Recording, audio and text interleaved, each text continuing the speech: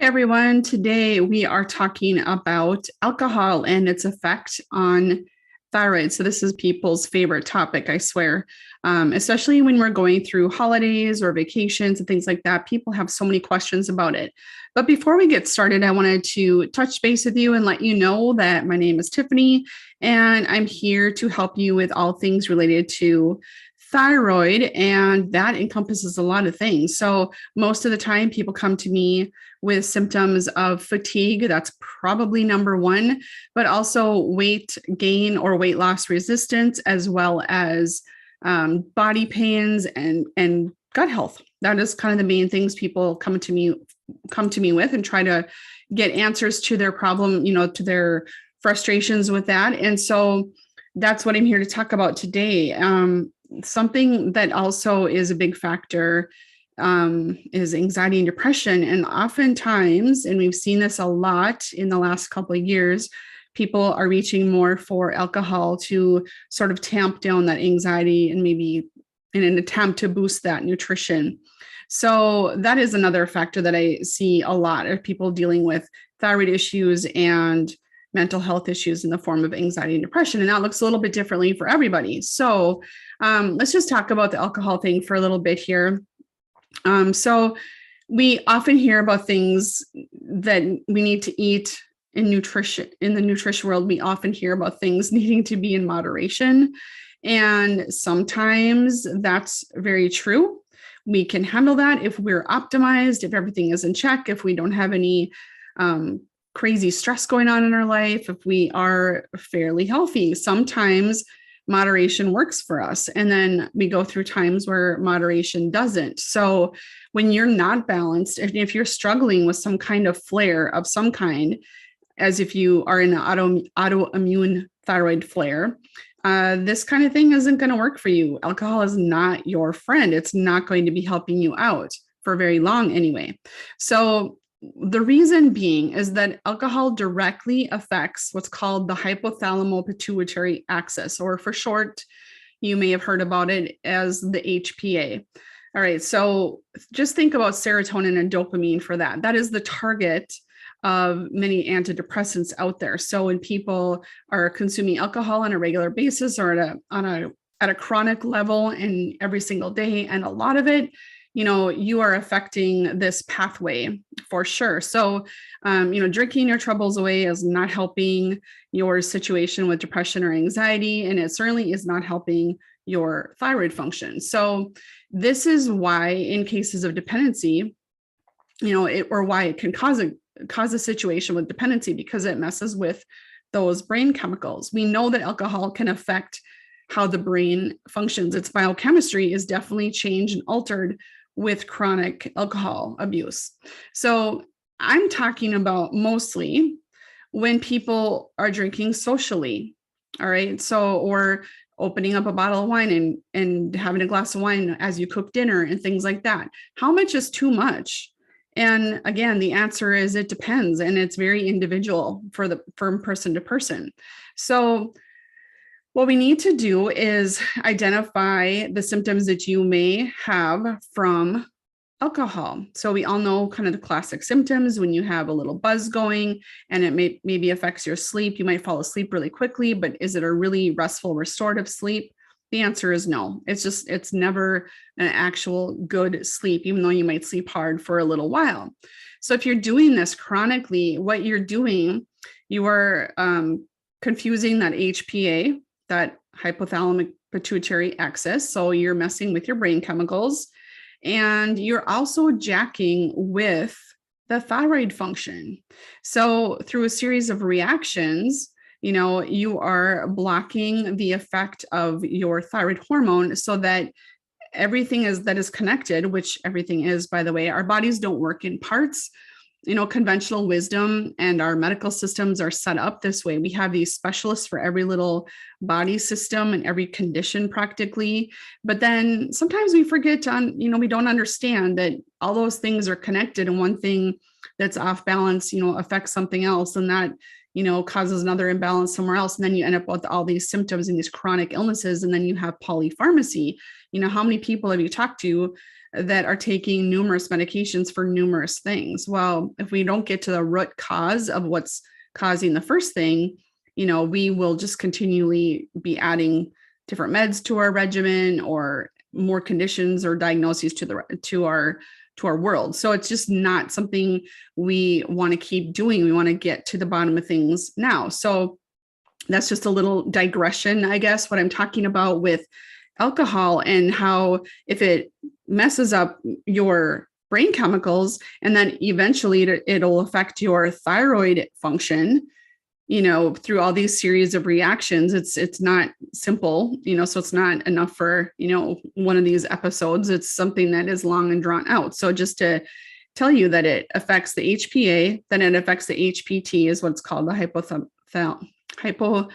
hypothalamic-pituitary thyroid axis. All right. So then it causes issues with the production of thyroid hormone. So we need to make sure that everything is in check with that. And you don't add alcohol to that at a chronic level for sure if you are out of balance. So what I'm saying here is that in the short term, alcohol is not something you should partake in if you are trying to get a handle on your thyroid function. So there's a study, and I'll have the link to it in the show notes too, but there's a study and it's not 100% conclusive, but it's pretty statistically significant on the peripheral thyroid hormone levels of T4 and T3. So T4 is the inactive thyroid hormone and T3 is the active form.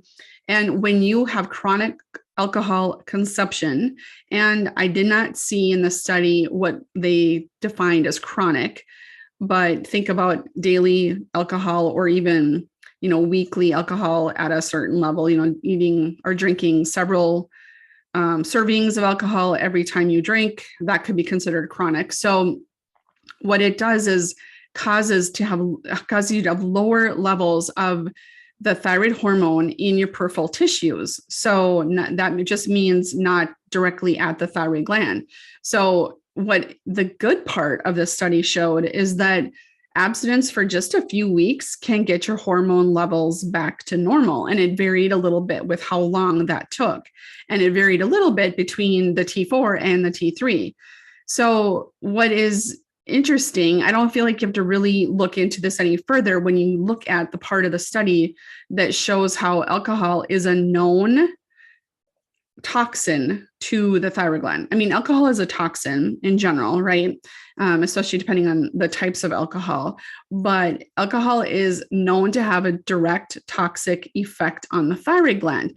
And like I said, it's pretty obvious that that's the case when there's something called ethanol ablation, which is a treatment option for people who have thyroid cancer. I don't know that it is a treatment for all thyroid cancers, but instead of having a thyroidectomy or in part of the treatment process, instead of doing radioactive iodine, there is something called ethanol ablation. And it is a part of that treatment because it can kill off the part of the thyroid gland or the thyroid gland that is not functioning well. So that is an example of it's a toxic effect. It actually kills off the thyroid gland. So that should tell you something, right? So if you are someone who is really, really struggling with getting your thyroid optimized and really having hard time getting your medications level and your symptoms at bay and in check, then alcohol is not something that you probably should do even in moderation. So contrary to the popular thought process that everything is fine in moderation, in some cases it's not. It's just way too much. It's too toxic for you. All right. So just like any study, there's conflicting evidence because sometimes this is really ironic, actually, that moderate alcohol consumption, can actually reduce thyroid cancer risk. And I'm not exactly sure how that mechanism works. I didn't see that, and I did not research that much further than that. But it just goes to show that, maybe it helps reduce your thyroid cancer risk, but your day-to-day, until you get normalized and optimized with your thyroid function, you probably are not feeling very well. So I think there are other things that are probably more productive at reducing thyroid cancer risk. And one of them is to keep stress down and toxins at bay. All right. So it's a little bit confounding and conflicting. All right. So as I mentioned before, when I work with people, I have to look at the whole picture. So what are their complaints? What are their symptoms? What are their primary goals? And what is going on in their life? What's going on that they have control over, or what don't they have control over? How bad do they feel? I know when I sought out help, I was at the bottom of the bottom. I definitely hit my rock bottom. I did not want to wake up in the morning because it was too hard. It was too hard to do life, to be honest. It was just, it was miserable. So hopefully no one else gets to that point, but sadly, I know that that's not the case. I think part of where I wanted to start working with people on this is I wanted to avoid people or help people avoid getting to their actual rock bottom, catch them before they land there and, go from there. So with that in mind, my main concern is how well is that thyroid optimized? And, the thing with alcohol is that it has to be processed by the liver. And in part, so are your thyroid hormones. So in part, the liver is involved in converting the T4, the inactive thyroid hormone, into the more active form, the T3 hormone. And when we consume alcohol, processing our macronutrients and dealing with hormone production and hormone conversion and things like that are put on the back burner. So because alcohol is a toxin, the primary goal, I guess just to summarize it or to simplify it, would be as our body, our liver, to, get that out of our body so that it doesn't cause it to build up and cause toxic effects. So alcohol becomes the primary source of fuel for several hours after consumption. So if you are someone who is drinking alcohol every single day, that primary fuel is going to be the alcohol. So that's where the concern is when you're doing this too much, then this is a whole nother talk, is that the alcohol will become stored basically as sugar in the liver. And then that's when people end up with fatty liver or cirrhosis is a way you hear about it described in from people who, drink too much alcohol too long. So we need to address our stress. I talk about stress all the time, and we need to rest in order to give the thyroid to some underlying support. So when we consume alcohol, even occasionally, our sleep is regularly interrupted, or at minimum, it's just not restorative and is actually pretty poor. So poor quality sleep. So I can tell that if I have one glass of wine, I can tell that my sleep is off. I can tell that physically just by how I feel the next day, even if it's not an overconsumption. But I can tell by the data with my Aura ring. So I've talked about the Aura quite a bit too, but it tells me, how much I got into REM sleep, deep sleep, light sleep. It tells you all those parameters. It tells me when my heart rate went down in the middle of the night. So it's supposed to go down in the middle of the night, not the beginning of the morning, so that you have actually shown that you're recovering. So when there's any alcohol involved, and like I said, it doesn't have to be a lot. One glass of wine is not considered a lot of alcohol at one sitting. And so that really affects my sleep just in that glass of wine. Now, that might be different for you. Everybody is different. I have never processed alcohol the best, so this doesn't surprise me. But what it tells me is if I'm not feeling well, if my medications are off, if I'm having other symptoms and a lot of inflammation and pain or whatever the symptoms might be, then that is not the time to have alcohol. All right. So you need to really know your body and help, understand and get understanding of that. And if you don't, I can help you with that, of course. But reaching out to someone who works in the functional space and looking at things from a different standpoint and through a different lens will do you so much good as far as making progress in your goals. All right. So what can you actually do about this? All right. Obviously, you can just remove it completely to get to the root of your thyroid problems and to help resolve them. So that would be the easiest way to do it. I still go back to, people will read into that thyroid cancer, reduction in risk just by having some moderate alcohol intake. To me, even though I am person with or have had thyroid cancer, that is not a reason to keep drinking alcohol to reduce the risk. That's not why I would keep alcohol in my system. So don't use that as an excuse to drink alcohol if you're trying to work on all of these other symptoms. All right. So the next thing I would do is to work to improve your liver health. So the way that you do that is by, I'm just going to very much generalize it because there's a lot more to it. And that's a whole nother talk as well, where you really focus on healthy, whole foods, cook at home and drink lots of filtered water.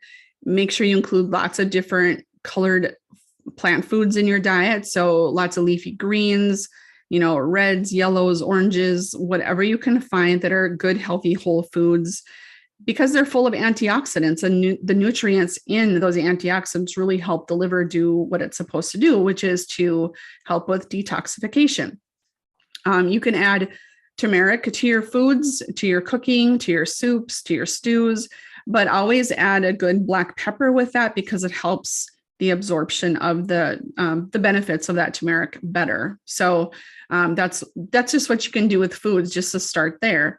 The next thing you can do, or it could be the first thing you do actually, but do a liver detoxification, like a specifically designed, safe detoxification. And it also involves cleaning up your gut health, because if you're detoxifying, but you can't clear that from your system by going to the bathroom, then it just gets recirculated and it's not really helping you anyway. So you basically can help your body start from scratch, clean it out. And I don't mean like a colon cleanse type of thing, but getting your body supported so that your body can detoxify really healthily and effectively and get rid of the stuff that's causing you your symptoms. I guarantee if you really clean up your liver and the foods that you're eating, a lot of your symptoms are going to start falling away really shortly. So that's a quick way to do it. If you want help with some liver support, liver detoxification, please reach out. We want to do it the right way as well, because it can be really taxing to the body. If you are someone who just wants to dive into something, you got to be kind of careful with that. And we don't want you to just quit and give up if it's getting hard or painful with symptoms. All right. So then let's just talk about, when you're actually drinking alcohol. So I'm never going to be one to say that no one should ever drink alcohol again, because that's not realistic for a lot of people. And it doesn't have to be, there's ways to do it, obviously responsibly and in moderation, or just very occasionally. And that's fine, however you choose to do it. But what I would say is you need to experiment with alcohol to add it back and pay attention, take note of your sleep, take note of other factors that are going around you. If you are a little bit under the weather and then you add alcohol to the system, you're probably going to get a lot sicker because your immune system is, kind of behind the eight ball to begin with. So you just need to look at all the factors around you during the day. How did you recover the next day? What kind of alcohol were you drinking? So there's also a difference in quality of alcohol. So, there's organic wines. There's, sometimes wines cause people to have headaches and flushing and that kind of thing. Has to do with the different additives in it or the type of grapes, or everybody kind of processes those things differently as well. So I have found personally that organic wines, I don't feel any of those things from that. And there are some reds that make me feel like headachy right away, and others are totally fine. So just really, you just have to really kind of research it and trial and error, and then stick with what makes you feel the best. Clear liquors are decent.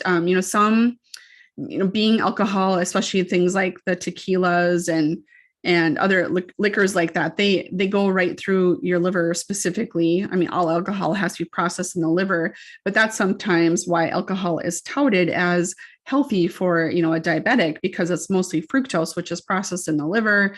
And then, it's considered sort of like a health drink or something, but that is not what we're doing here. But there are some, clean, clear liquors, alcohols that are going to be a little bit better for you, especially if you are not mixing them with sugar-laden mixers. So, trying to make drinks as clean as possible, like maybe, vodka and soda and lime and that kind of thing is a lot cleaner than having, a frothy mixed blended drink. They're delicious, but they are not good for us in the ways of the sugar. And so you're not only processing the fructose, you're processing the alcohol right through the liver. And it just takes a little bit more support for you to get over that. So I don't know. I hope that helps, what things you can think about with regard to alcohol, because I think a lot of times people think alcohol is kind of benign. And for a lot of people, it is. When we're talking about, drinking too much, we think of if you just have maybe a couple drinks a week or whatever, that is probably fine for you. And as far as the drinking amount, but as far as your thyroid health, maybe that 2 drinks a week is too much. You just have to really pay attention. So if you are someone who pours that nightly glass of wine to relax, if you, pour a glass of wine or have a beer while you're cooking dinner or standing by the grill or whatever it might be, maybe try to remove that. Some of that has become sort of a habit, and it's part of, the whole process and what you do. And it's just kind of part of the game. Try to switch it up and just see how you feel with that. And especially if your thyroid is not optimized. So, and you'll know it's not optimized because you're feeling tired, lethargic, you have brain fog, you have poor gut health, you might be depressed, you might be super anxious. There's just a plethora of things that could be attributed to from the thyroid gland. So if you have a cluster of those symptoms and you're suspicious of your thyroid, or they're watching your thyroid, then, maybe you need to abstain from alcohol for a while until you get leveled out and how it might affect you. So I think, top of mind, I would say deal with your stress in a different way than pouring the glass of wine or a glass of wine with the bath or whatever people do. I hear this kind of thing a lot. So remove the alcohol for a time, and then really focus on eating those really good nutrient dense foods, and start with that. It doesn't have to be all or nothing. So, all right. Well, I hope this has been helpful. I hope that helping find little things here and there that can help support the healing of your thyroid issues. I just think adding little bits of information here and there will actually move you in the right direction. And you just take the information from where you're at, and then go from there and make small changes, and you'll be feeling amazing in no time. All right. Thanks for watching, and I will be back with more information later. Thanks.